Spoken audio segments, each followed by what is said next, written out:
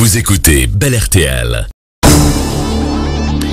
Ces mots donc ont été cités dans la presse cette semaine. Accord interprofessionnel. Alors c'est quoi cet accord interprofessionnel, Bruno Wattenberg, tel qu'il a été conclu cette semaine? Eh bien, l'accord interprofessionnel, c'est un accord cadre, c'est une sorte de compromis national conclu tous les 2 ans par les représentants des partenaires sociaux du secteur privé. On les appelle le groupe des 10. Des AIP, comme on dit dans le jargon de ce type, sont conclus depuis les années 60. Alors qu'est-ce qu'on peut penser justement de cette AIP? Eh bien, que du bien, d'abord parce qu'il y a un accord, il y a un AIP. Depuis 2011, il n'y avait pas eu d'AIP. 2011-2012, le gouvernement avait concrétisé les mesures négociées par les partenaires sociaux. Pour 2013-2014, c'est la marge salariale nulle fixée d'emblée par le gouvernement qui avait plombé et confisqué la concertation sociale.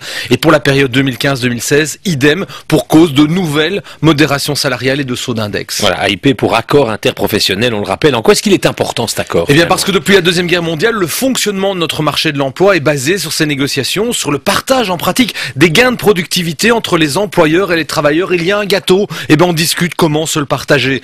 Aussi parce que cet accord, s'il est avalisé par la base des travailleurs, va permettre non seulement une forme de paix sociale, mais aussi de régler des enjeux qui dépassent les augmentations salariales. Alors quels enjeux?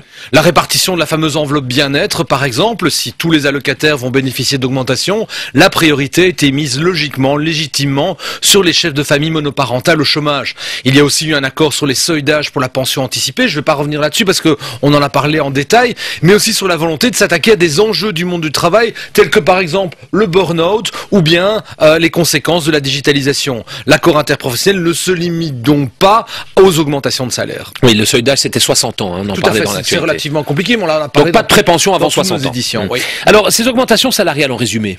Eh bien l'indexation pour les 2 prochaines années devrait s'élever à 2,9% et la marge d'augmentation salariale a été fixée pour ces 2 mêmes prochaines années à 1,1% pour ne pas abîmer la compétitivité. Si on les additionne, il y a donc 4% de potentielle augmentation salariale. Pourquoi potentiel? Tout le monde n'aura pas droit à ces 1,1? Eh bien pas nécessairement. L'accord signifie seulement que le coût salarial moyen par rapport à entreprise peut augmenter de 1,1% en sus de l'indexation. Certains travailleurs vont donc obtenir moins, d'autres plus, voire rien du tout. Dès que l'AIP sera validée par les bases syndicales, eh bien en pratique, les discussions vont démarrer dans les secteurs et parfois même au sein des entreprises. Alors on a un accord, c'est déjà ça c'est la bonne chose, mais il est bon ou mauvais? Eh bien, il a le mérite d'exister, comme je le disais. Un accord aussi, ce qui préserve la compétitivité des 2 prochaines années, c'est une condition sine qua non à la création d'emplois.